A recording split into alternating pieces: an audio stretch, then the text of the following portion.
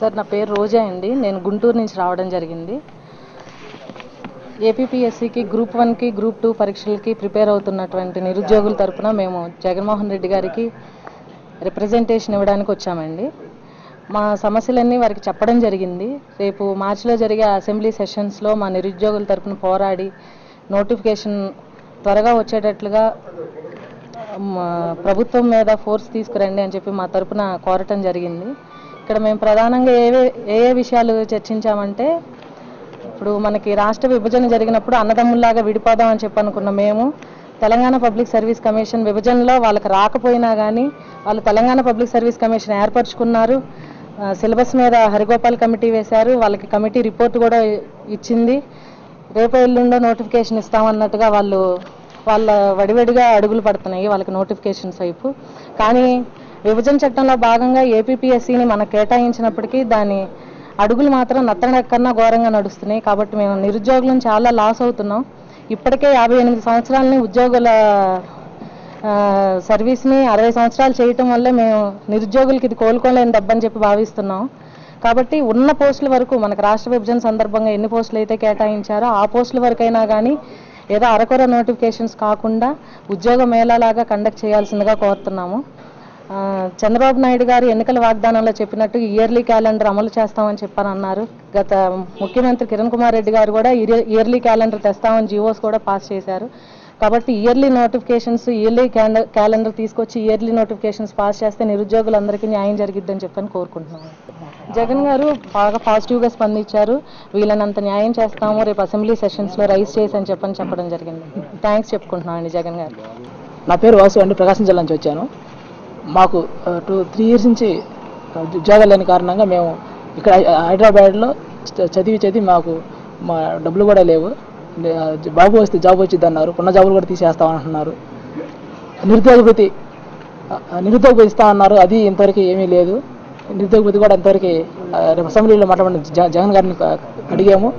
అది ఆయన పాజిటివ్గా స్పందించి చూస్తామని చెప్పారు sir. Thank you sir.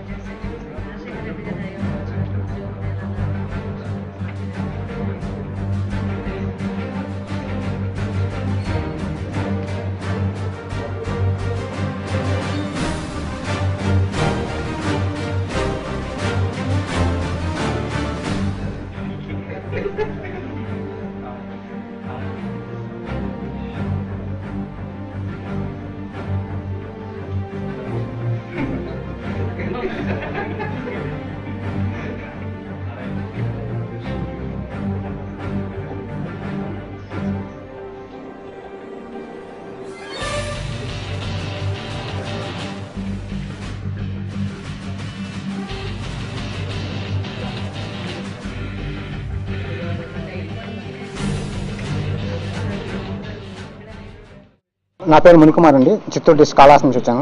Actually ఇక్కడ more than 2 lakhs peoples Ashok Nagar city centre లైబ్రరీలో కోచింగ్ తీసుకుని ఎగ్జామ్స్కి ప్రిపేర్ అవుతున్నాను, కాంపిటేటివ్ ఎగ్జామ్కి. స్టేట్ విభజన తర్వాత గెజిటెడ్ పోస్టుల కన్నా లోకల్ పోస్టులు, డిస్ట్రిక్ట్ వైజ్ పోస్టులు నోటిఫికేషన్ ఇవ్వచ్చు. అయిన పాత్రలు పంచాయతీ శాఖ మంత్రి లాస్ట్ 3 months నుంచి నోటిఫికేషన్ రేపు నెల అంటున్నారు. ఇది చాలా దారుణం. సో ఈ బడ్జెట్ అసెంబ్లీ బడ్జెట్ సెషన్లో ఈ నోటిఫికేషన్ గురించి జగన్ గారి తరఫున మా తరఫున జగన్ గారు కూడాలని ఆయనకి మెమరాండం ఇచ్చాము. సార్ చాలా పాజిటివ్గా స్పందించారు.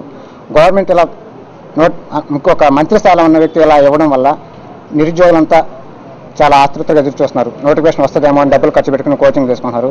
అది కాదు. మేము ఏం కోరుకుంటున్నామంటే ఒక పర్టికులర్ క్యాలెండర్, ఇయర్లీ షెడ్యూల్ అనేది ఉంటే బాగుంటుందని చూస్తున్నాము. సో దానికోసం మేము జగన్ సార్కి మెమరాండం ఇచ్చాము.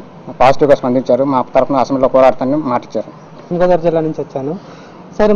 మన ముఖ్యమంత్రి గారు లోటు బడ్జెట్ అయినా సరే 59 ఇచ్చారు. అది శాలరీస్ హైక్ కూడా ఇచ్చారు. అది మంచి విషయమే. కానీ అంత బడ్జెట్ గవర్నమెంట్లో లేకపోయినా అంత ఇచ్చినందుకు చాలా సంతోషించాల్సిన విషయం. కానీ ఇక్కడ మేము నిరుద్యోగులు, మాకు చిన్న నోటిఫికేషన్ అనేది ఇస్తే కనుక ఆశతో చదువుకుంటాం. చాలా 2010 నుంచి ఇక్కడ నుండి చదువుకుంటున్నాము. ఇప్పుడు ఇంటికి వెళ్ళి ఏమైనా పని చేసుకుందామా అన్న, ఇప్పుడు ఏదో చేస్తామనే కదా వెళ్ళావు, ఏమైంది ఉద్యోగాలు ఏమయ్యాయి, చదివామని చదవలేదా అని పరులు అంటారు. సోలాలు గుచ్చుతున్నారు, విమర్శిస్తున్నారు గట్టిగా. ఆ విమర్శల నుంచి తప్పించుకోవడానికి అక్కడికి వెళ్లకుండా ఇక్కడే ఉండి నోటిఫికేషన్ వస్తాయని ఆశతో చదువుకుంటున్నాం. కానీ ఏ ఒక్క నోటిఫికేషన్ వస్తుంది అన్న నమ్మకం కూడా లేని విధంగా ప్రజెంట్ ఇప్పుడు ప్రభుత్వం నడుస్తుంది. ఈ విధంగా అయితే మాకు ఆశ అనేది లేకుండా పోతుంది. దయచేసి అదే జగన్ గారిని ఇదే విధంగా మా బాధలు చెప్పుకుంటే ఆయన సానుకూలంగా స్పందించి బడ్జెట్ సెషన్లో ఇది రైజ్ చేస్తామని చెప్పి అడిగారు. ఆయనకి మా కృతజ్ఞతలు. Thank you.